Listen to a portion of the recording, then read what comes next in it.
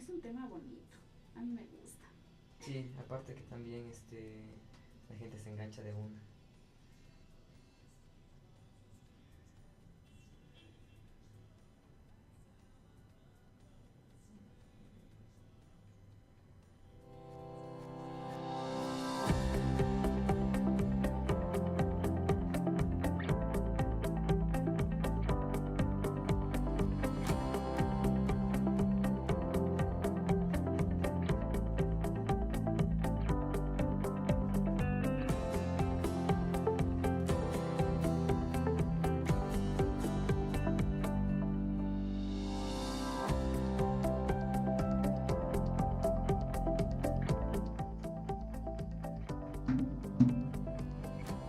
Hola, ¿qué tal? Muy buenos días, bienvenidos y bienvenidas a la edición 155 de su programa Estereotipas de la Maestría de Género y Desarrollo de Flaxo Ecuador.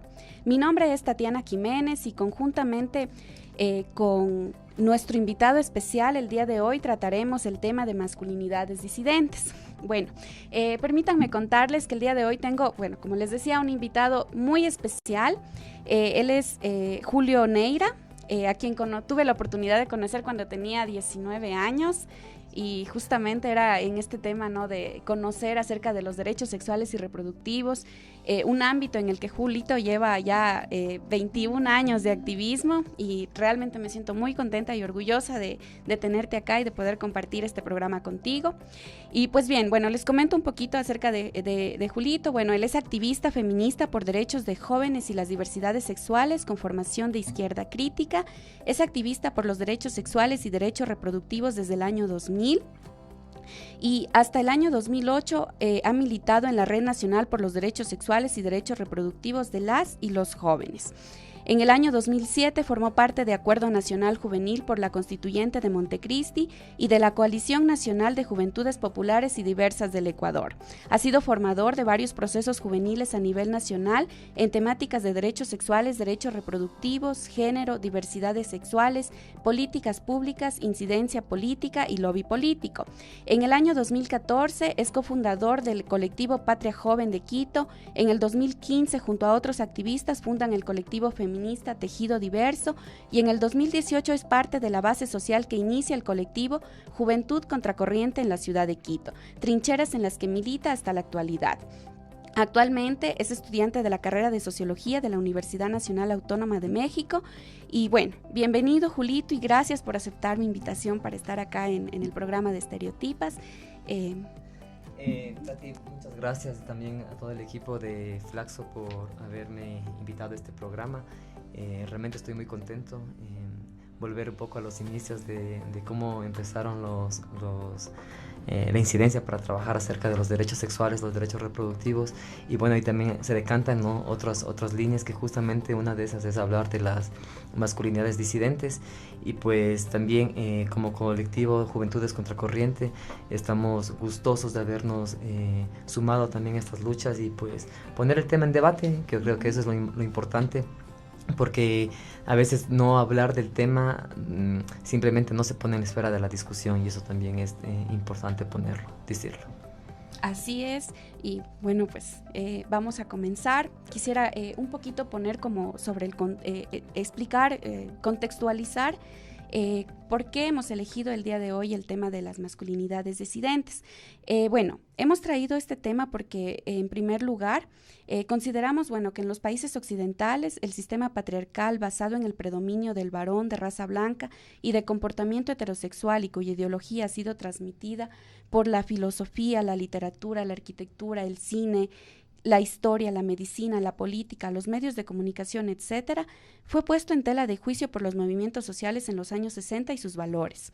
Dichos universales sujetos a revisión, pues el comportamiento heterosexual se consideraba el único posible como garante de la masculinidad del varón y por ello de la continuidad de unas sociedades cimentadas en la unidad familiar.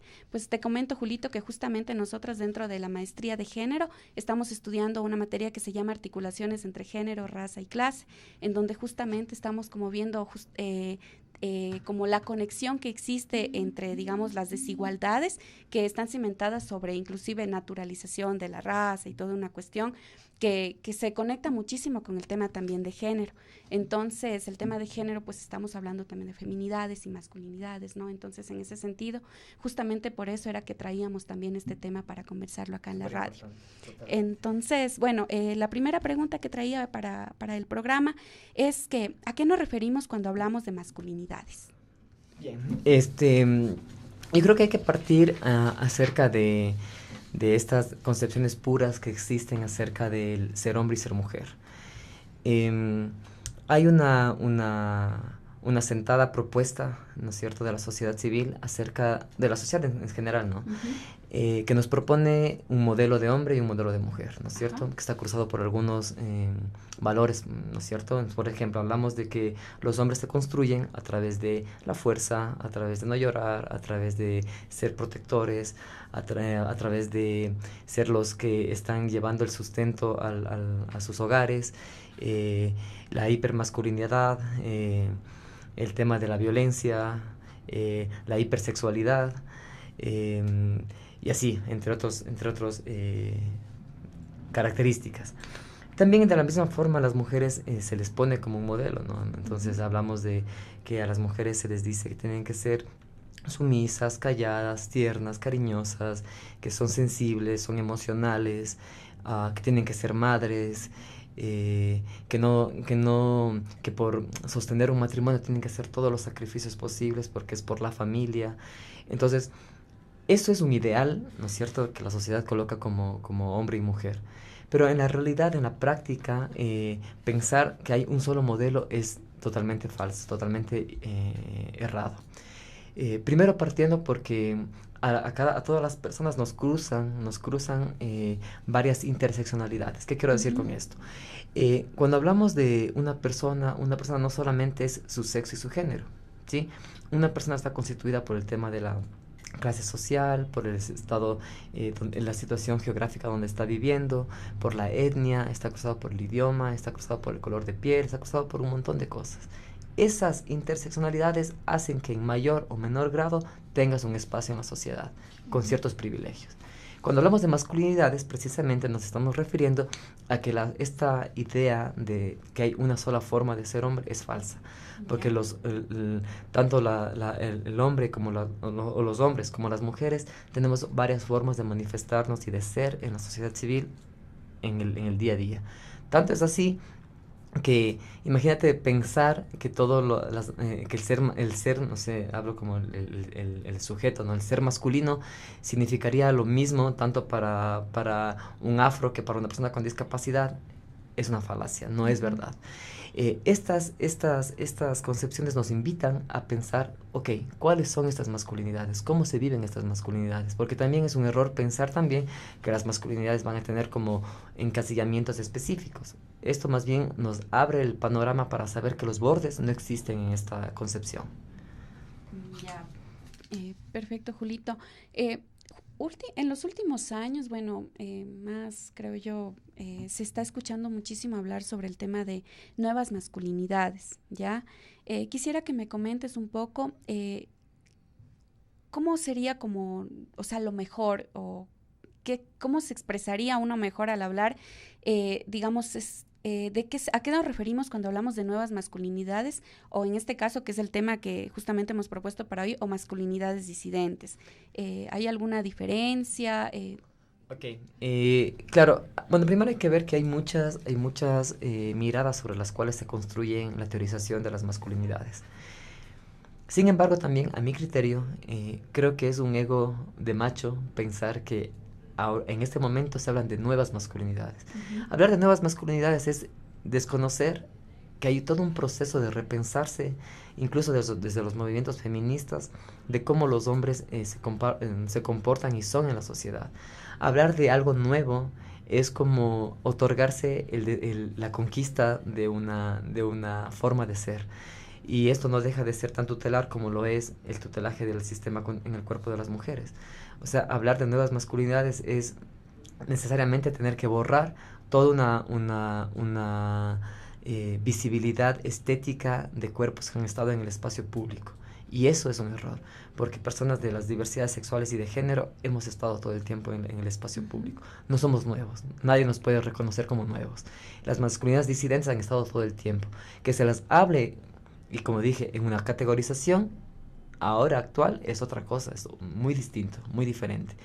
Pero eso también creo que se apega mucho a que hay que reconocer lo que te decía hace un momento, el privilegio. O sea, quienes están hablando de las nuevas masculinidades son hombres blancos mestizos, hombres heterosexuales, que se otorgaron el privilegio de hablar de otros hombres que tal vez no tuvimos voz, que tal vez no tuvimos presencias en espacios, en medios, incluso en las mismas familias. Preguntarse por qué hay hombres que están casados, que tienen sus familias y tienen sus vidas, por decirlo, clandestinas, en relaciones furtivas con otros hombres. Es precisamente porque en eso hay una masculinidad que está bregando entre lo heterosexual y lo clandestino de ser homosexual. No se puede hablar, no es porque no sea un cuerpo disidente, es porque la sociedad, hay una presión social muy fuerte en cuanto a cómo posicionar el tema de la homosexualidad en la palestra de la discusión, del cómo entender la homosexualidad. Y no solamente hablo en el tema de los hombres, o sea, también hablo de hombres heterosexuales que también se repiensan, por ejemplo, el tema del cuidado. Por ejemplo, yo hablo en el caso de mi papá. Mi papá es una persona que él, a veces yo escuchaba a mis tías, a las hermanas de mi papá, que decían, por ejemplo, tiene corazón de madre tu papi. Entonces, claro, la forma de entender eso es que mi papá tenía unas formas de comportar su masculinidad que no eran como las hegemónicas, que no eran a través del tema de la violencia, del castigo, del orden. Mi papá era una persona que se sentaba conmigo, hablaba, conversaba, era mucho amor, mucho amor. Entonces, claro, si yo te digo que mi papá fue una persona violenta, no fue una persona violenta. Entonces, eso yo creo que es bueno posicionarlo en la esfera para poder entender que las masculinidades bregan, fluctúan, están cambiantes, no son estáticas, están siempre a la espera también de interacciones con la esfera de la sociedad en cuanto al comportarse, porque tampoco no es tan fácil romper la hegemonía de la norma. Claro. Cuando tú hablas acerca de no voy a salir con mis amigos porque voy a cuidar a mis hijos, tienes nomás que jalarte las bromas machistas de tus amigos que te digan que eres un mandarina, que eres un mandado, que ya te pisaron el poncho y así. Que claro, si te das cuenta, hay un precio que se paga por decidir de la masculinidad hegemónica. Ya, entonces podríamos estar conversando que en este caso el tema de las nuevas masculinidades podría servir como para quizá instalar una nueva forma de masculinidad que sigue invisibilizando. Yo creo que es una arrogancia. Yo creo que es una arrogancia. Hablar de nueva masculinidad es una arrogancia. Creo que más bien poner en la esfera de la discusión es las formas como las masculinidades son disidentes. Eso yo creo que es una forma incluso más política de hablar acerca del ser hombre. Un día escuchaba una palabra en fuga, masculinidades en fuga. Totalmente. Sí. Claro, incluso yo diría como estas masculinidades traidoras del patriarcado, ¿no? Ajá. Somos los hijos bastardos del patriarcado que no nos quieren, o sea, porque claro, si es que por cada vez que tú te das un beso en la calle con tu pareja hombre o con un hombre, estás insultándole al patriarcado, estás diciéndole yo no voy con tu norma, yo no voy con lo que tú me estás diciendo que es, entre comillas, no lo correcto. Súper interesante el tema, la verdad es que no habría como establecido esa diferencia, no lo había analizado, nuevas masculinidades y masculinidades disidentes, o sea, es como que me parece súper interesante empezar a hablar justamente de la disidencia, de romper con la norma, de romper con los paradigmas y empezar a cuestionar absolutamente todo. Creo que considero que es como la tarea que tenemos tanto hombres como mujeres con respecto a la feminidad y a la masculinidad. Y por ejemplo, en ese discurso también entender que la disidencia no es un concepto específico. Uh-huh. La disidencia van como desde rasgos muy pequeños como el tema de repensarse el espacio, ¿no es cierto? Repensarse el uso de la palabra, repensarse el uso de el tema de entrar en los espacios de mujeres y pensar que hay que irrumpir esos espacios para poder crear igualdad. Hay también niveles mucho más altos de la disidencia en la que las estéticas también rompen, los comportamientos de la expresión en la calle también rompen.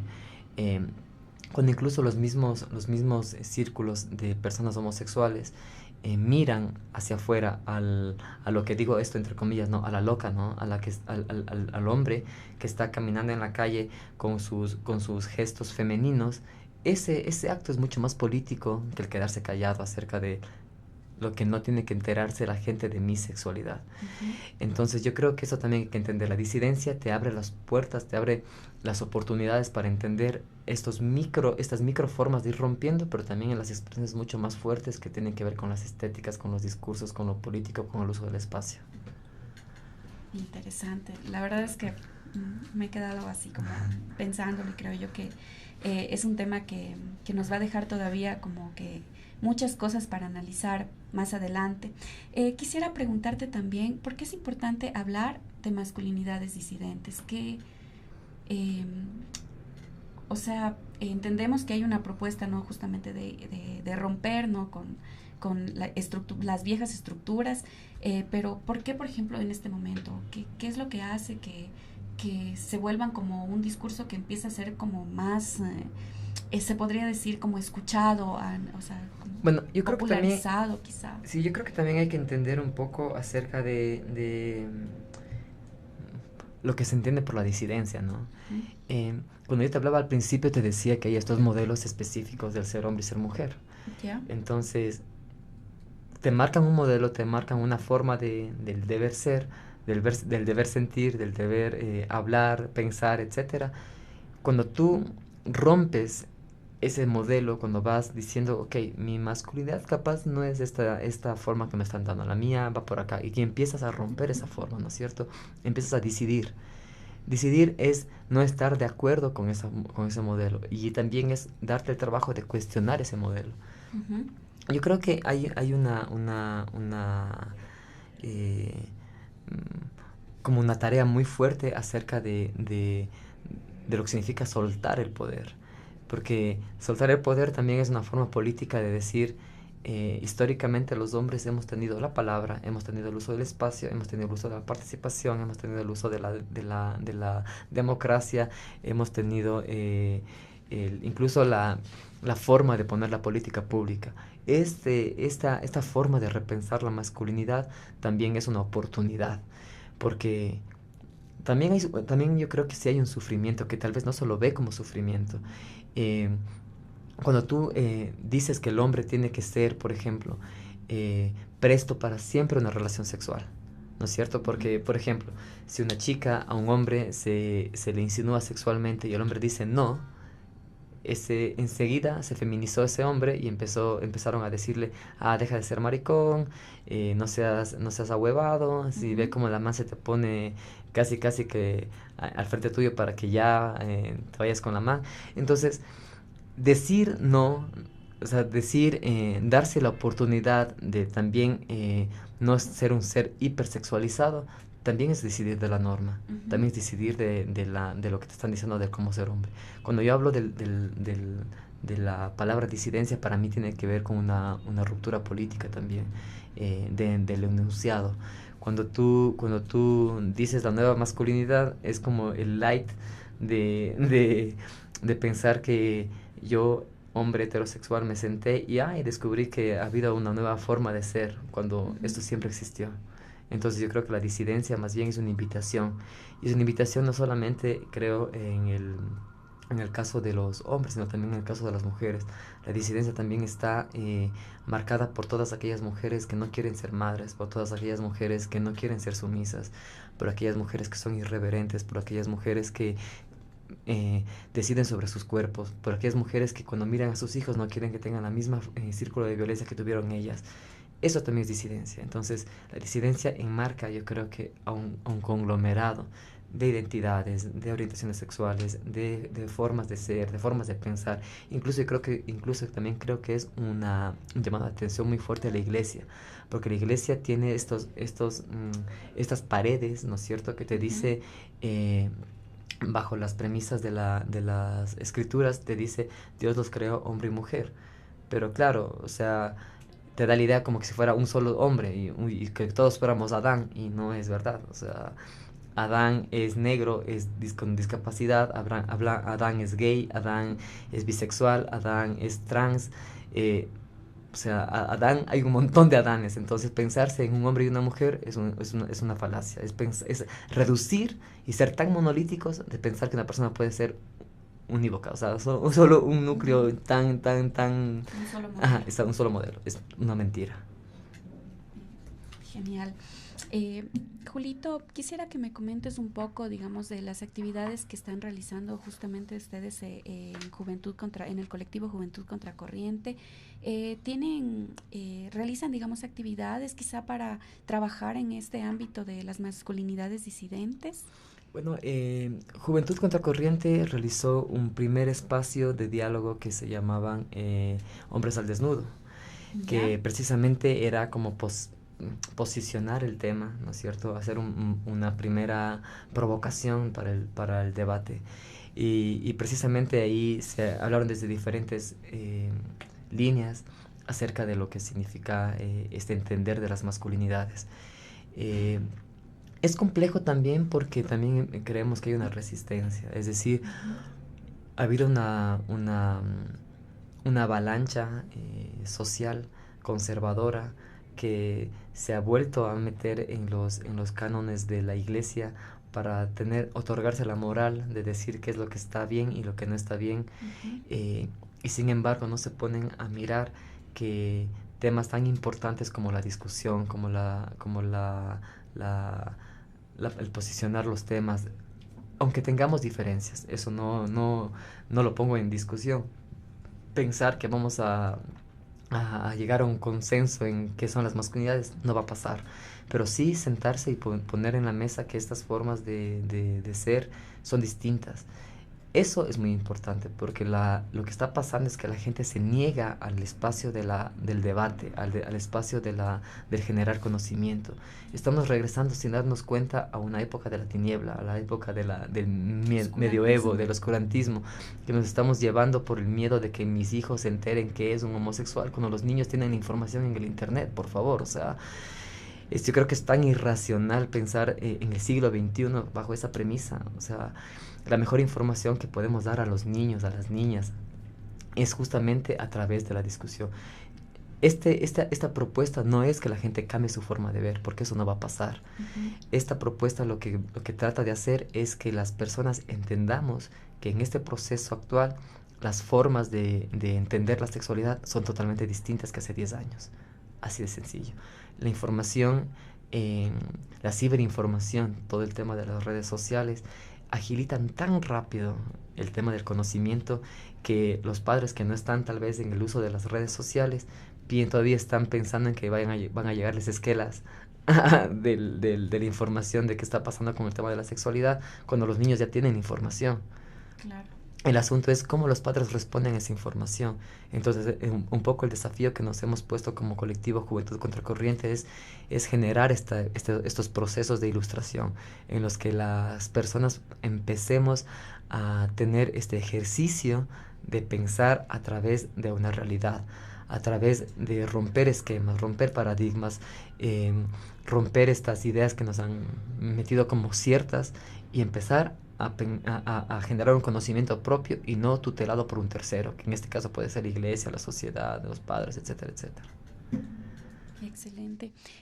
Julito, y vamos a hablar, digamos, 21 años de experiencia. En todo este tiempo, ¿tú qué dificultades has encontrado justamente en el tema de visibilizar las masculinidades disidentes? O sea, dificultades, no sé, o en este caso, en todo este camino. Bueno, yo creo que aquí hay cosas que se conectan, ¿ya? Cuando empezaba el activismo en temas de derechos sexuales y derechos reproductivos, una de las líneas fuertes que teníamos como desafío que también nos planteábamos era el tema del adultocentrismo. Los padres o las personas adultas aún creen que los adolescentes o los niños son personas que no están decidiendo. Y ese es un error, yo diría que garrafal. O sea, como te dije hace un momento, la información está llegando tan rápido que los niños van a tener preguntas y los padres capaz no tienen las respuestas. O van a seguir teniendo la misma respuesta de que... O capaz tienen las mismas respuestas que tuvieron cuando ellos también eran niños. Ajá. O niñas. Entonces, el desafío que tuvimos un poco con el tema del posicionamiento de los derechos sexuales y los derechos reproductivos, también entendiéndolos como derechos independientes, es decir, un derecho sexual no conlleva necesariamente a un derecho reproductivo. Uh-huh. ¿Sí? Porque también hablábamos sobre el tema de lo que significaba el placer en el cuerpo, que es una de las, uno de los discursos que también posicionábamos acerca del placer. Porque no puede ser posible que hablemos de las relaciones sexuales, que las tenemos o las tienen la gente, y que pensemos que solamente es para el fin de procreación.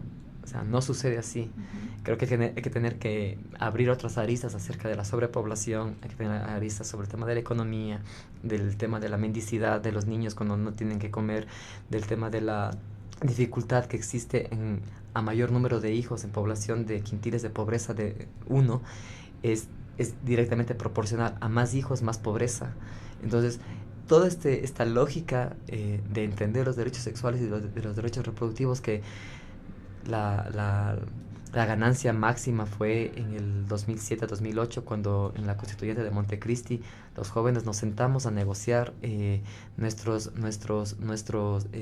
propuestas con los tomadores de decisión de la Constituyente, en donde logramos que se inserten a los jóvenes, que se reconozcan a las actorías juveniles como actores estratégicos para el desarrollo en el artículo 39 uh-huh. de la Constitución. De la misma forma, logramos que se elimine la exigencia obligatoria o la obligatoriedad del servicio militar obligatorio para hombres en los 18 años, y también logramos el posicionar lo que era la protesta social. Entonces, con eso y obviamente también que se reconozcan dentro de los derechos humanos, los derechos sexuales y los derechos reproductivos. Hasta ese momento, o sea, fue una lucha muy fuerte, muy consolidada. Lamentablemente, después de 2008 en adelante, también hubo una lógica en la que entregamos o dejamos la lucha en manos de los políticos. Pensamos que como se dio un proceso tan participativo, tan sinérgico, en la que nos miramos después de muchos años, colectivos de mujeres, colectivos afros, colectivos de jóvenes, colectivos de personas con discapacidad, movimientos sociales, movimientos políticos. O sea, creo que fue como literalmente como agitar una botella de champán y se exacerbó, todo efervescía. Entonces, claro, había una esperanza muy posicionada acerca de lo que significaba lo que se venía después. Precisamente este trabajo, ¿no es cierto?, de los derechos sexuales y derechos reproductivos decanta en lo que era el programa de ENIPLA, uh-huh. que fue la Estrategia Nacional Intersectorial de Planificación Familiar y Prevención del Embarazo en Adolescentes. Una estrategia que por fin miraron de forma integral el tema de la sexualidad. Uh-huh. No lo miraron como tema coital, biologicista o únicamente de educación, sino se miró en la integralidad. Los ministerios que estuvieron a la cabeza fueron el Ministerio de Inclusión Económica y Social, el Ministerio de Salud Pública y el Ministerio de Educación, coordinados con el Ministerio Coordinador de Desarrollo Social. Entonces, claro, o sea, y los datos no mienten. Cuando se generó el proyecto del ENIPLA, y eso yo creo que fue un error muy grande, el indicador que se coloca para medir el proyecto fue que exista un 25% en la reducción de la tasa del embarazo. Y cuando tú te das cuenta que es un tema de cambio de comportamiento, no puedes generar un indicador tan alto para 3 años de preimplementación del proyecto. Entonces creo que sí fue también una estrategia de poner un pie adelante, una piedra adelante, para que el camino del proyecto, cuando se desarrolle, se tropiece, porque no iban a cumplir esos indicadores. Entonces, claro, en todo esto que te acabo de contar, siempre hubo una línea de trabajar temas de género, el tema de pensarse o repensarse como hombres en las relaciones de pareja entre adolescentes, uh-huh. porque muchas de las cosas también que se visibilizaban dentro del embarazo es que las jefaturas de los hogares eran femeninas, por el abandono de los hombres en el tema del cuidado, o o de la corresponsabilidad en el cuidado. Esto, a pesar de que no se habló como masculinidades, a pesar de que no se le puso como masculinidades disidentes, solo hablaba. Entonces, por eso digo, como de nuevo no existe nada. Realmente eso ya se lo trabajó hace muchísimos años. Claro, y de hecho había estado investigando que más o menos es por los años 80 que empiezan justamente también los estudios de género, de feminismo, en este caso sobre el tema de las mujeres, ya hablando, mejor dicho, de género como una teoría social, es que empieza también en esa misma época el debate sobre las masculinidades, ¿ya?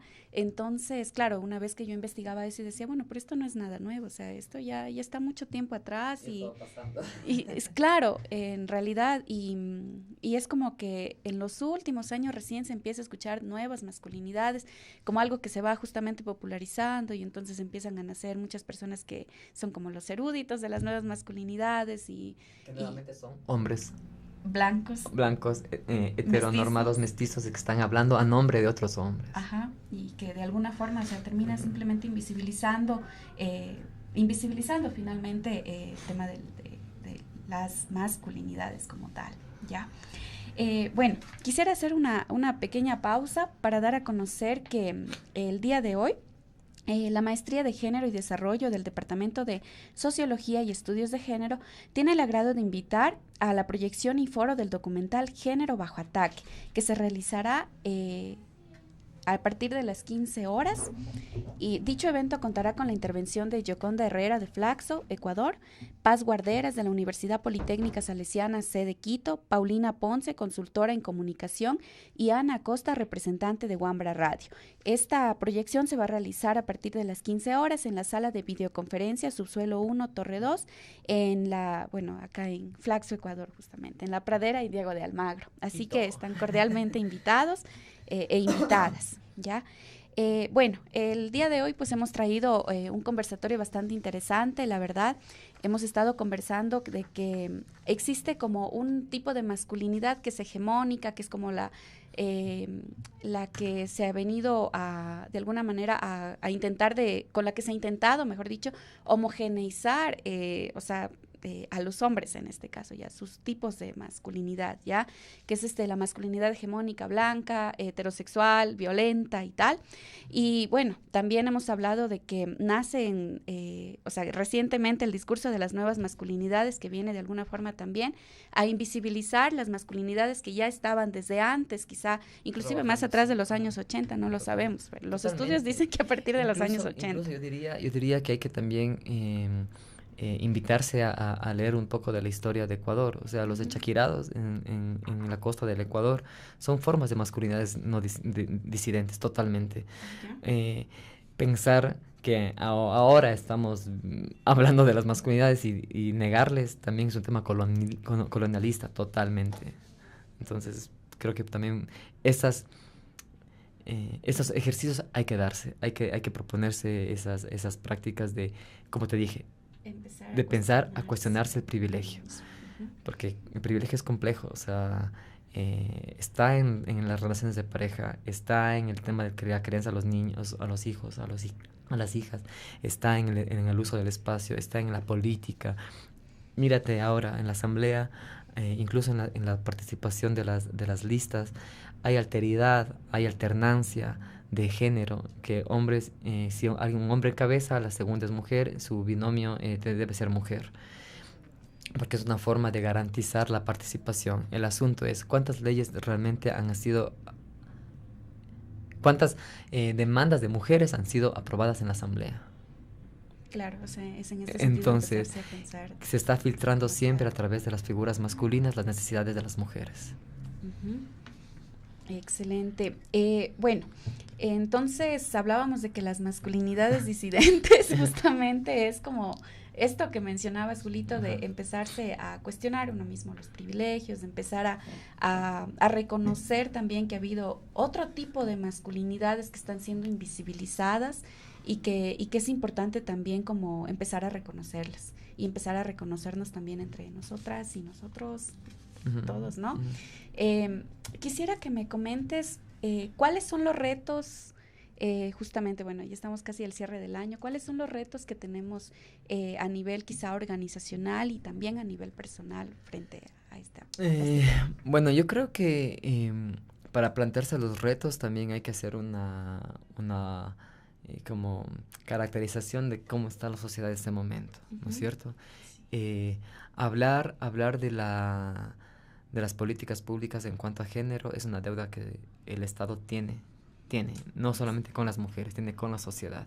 Pensar que hablar de género es solamente hablar de mujeres es una equivocación, por un lado. Por otro lado, también creo que como organizaciones de la sociedad civil y quienes también militamos desde la izquierda crítica, hay que darse el ejercicio de mirar más allá de las diferencias de clase. Es decir, sí, en efecto hay una marcada diferencia que existe entre ricos y pobres. Pero bueno, también sumémosla a esto: ¿qué pasa con una mujer pobre?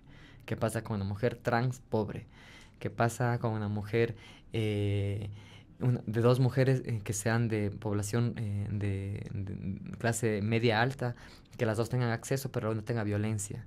Entonces, sí, en efecto, el tema de la clase sí nos divide, sí nos marca, pero también hay que invitarse a hacer esos ejercicios de poder visibilizar cómo el género está marcando la desigualdad o la igualdad. Y eso también es un ejercicio que, si bien es cierto, las mujeres por muchos años han estado caminando en la lucha o la consecución de sus derechos, creo que también hay una corresponsabilidad acerca de cómo los hombres estamos mirando las formas de participación, las formas de no invadir esos espacios, sino más bien construir espacios más colectivos, de iniciativas propias en las cuales construyamos desde las lógicas del qué es ser hombre, ¿no? Porque claro, o sea, yo puedo decir que mi forma de ser hombre es esta, pero el que se sienta a mi lado puede decirme: negro, para mí esta es tu forma de ser hombre, no es. Y no por eso nos tenemos que sentar a vernos como enemigos. Tenemos que ver los mínimos en los cuales estamos siendo atacados por el sistema. Porque el error es pensar que yo como soy una persona con discapacidad, le puedo discriminar al maricón o a la trans. Pero no se da cuenta que el mismo sistema que le está discriminando a esta persona por ser una persona con discapacidad es el mismo sistema que también hace que esa persona discrimine a quien es con una orientación sexual o una identidad de género distinta. Es el mismo sistema que hace que las mujeres que van al sistema de salud y quieran abortar y no puedan y sean criminalizadas, están también haciendo que sean hechas a un lado. Es el mismo sistema que también discrimina a las personas que son de otras etnias y otras nacionalidades. Es el mismo sistema que está entrando a la selva a explotar las riquezas y a costa de perder suelo protegido, fauna y flora que era un territorio, entre comillas, intangible. Es el mismo sistema que está entrando a las comunidades no contactadas para matar a estas formas de supervivencia en los lugares de la Amazonía. Si no entendemos esa lógica, o sea, creo que vamos a estar nuevamente masticando únicamente en el diferenciarnos, porque el uno es heterosexual, el otro es homosexual, la otra persona es rica, la otra persona es pobre, y de ahí nos vamos a pasar. Yo creo, Polito, que inclusive, por ejemplo, en esto yo le agregaría una tercera entrada, que es de que, claro, existe también lo que es las desigualdades a nivel de clase y de género como tal. Total. Y está también las desigualdades de raza. No es lo mismo, por ejemplo, en este caso, la violencia que cruza a una mujer, digamos, de clase alta, que una mujer, por ejemplo, que es indígena y que encima de eso, por ejemplo, es pobre. ¿Ya? Totalmente. Entonces es como que en realidad existe una conexión entre todas estas desigualdades y que es importante también que empecemos justamente a reconocerlas y empezar a trabajar como para ir poco a poco eliminándolas, aunque claro, sea una utopía. Porque, por ejemplo, Tati, esto es, yo creo, una pregunta como básica para arrancar este repensar. Uh-huh. ¿A quién de nosotras y nosotros, quienes también nos están escuchando, no hemos sido discriminados por X motivo? Por sobrepeso, por estética, por color, por discapacidad, porque eres negrito, porque eres cerdón, por X motivo. Por estatura. Y por la estatura.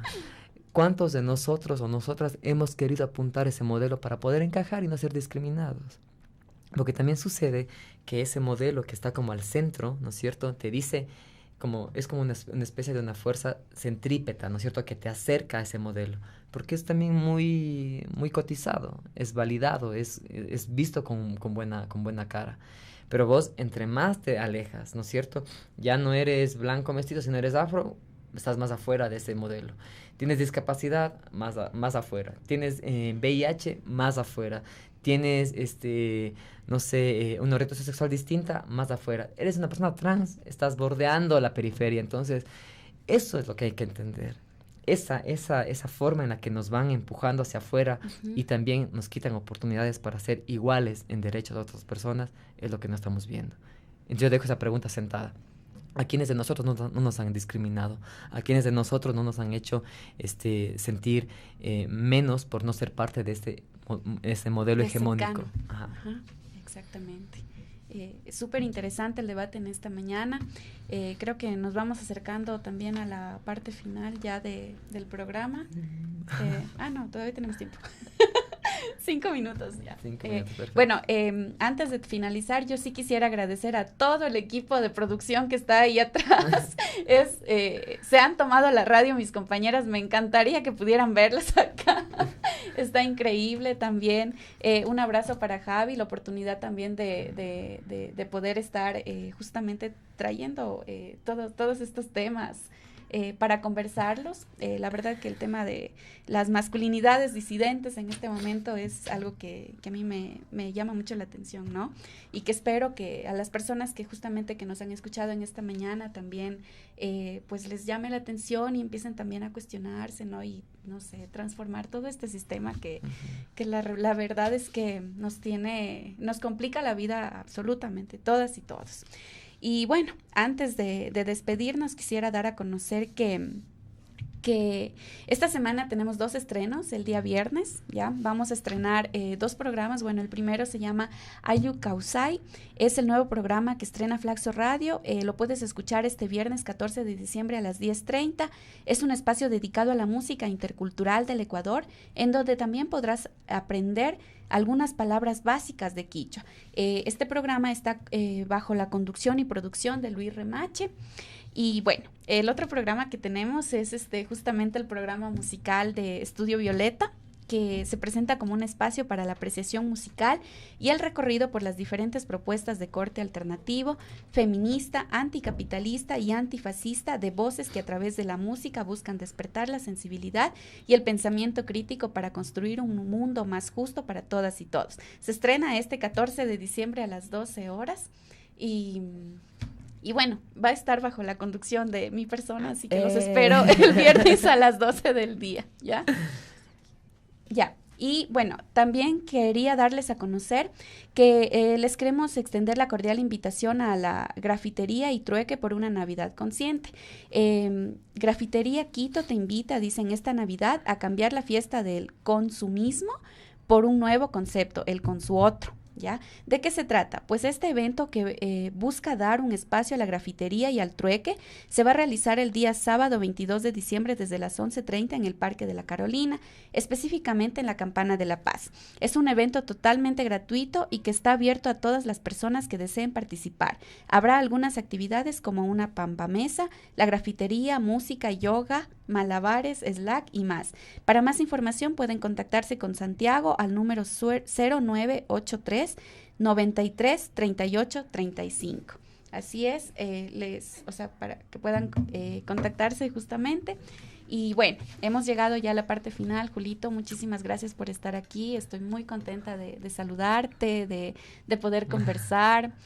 Creo que de alguna manera esta materia de articulaciones entre género, raza y clase también es como que se va conectando, por lo menos en mi mente se va conectando. Totalmente que sí. Sí, porque son temas que también los hemos tocado en clase ya y que me parece súper interesante como ir haciendo esta conexión justamente. Pues Tati, yo quiero agradecerte por el espacio a las compas y los compas también de la maestría de género que son parte de la producción, también muchas gracias. A la gente que nos está escuchando, pues invitarles a ser parte de la disidencia, a romper los estereotipos, a romper las normas, a romper estas formas claustrantes de ser hombre, de ser mujer, de darse la oportunidad también de poder sentir, de ser. También quiero dar un abrazo muy fraterno a todas las personas que de alguna forma sufrimos discriminación en algún momento, personas viviendo con VIH, personas con discapacidad, migrantes retornados, niños, niñas, adolescentes, mujeres víctimas de violencia sexual, personas de crímenes de lesa humanidad. Creo que hay un montón de mujeres que no han podido abortar, que han sido criminalizadas. O sea, creo que hay un montón de elementos en los cuales podemos hacer la invitación. A esa señora que vende los caramelos en la esquina, pues muchas gracias por la sonrisa, muchas gracias por todo eso. Yo creo que es muy importante. Uh-huh. Y pues también un saludo muy, muy, muy, muy grande y muy cariñoso a mis compañeras y compañeros de Juventudes Contracorriente por el apoyo, por el cariño y pues también por creer en la lucha y por creer en mí para estar en este espacio, este momento. Así es, bueno, muchísimas gracias, Julito, nuevamente, y pues despedimos el programa, nuevamente agradeciéndole a todo el equipo de Flaxo Radio.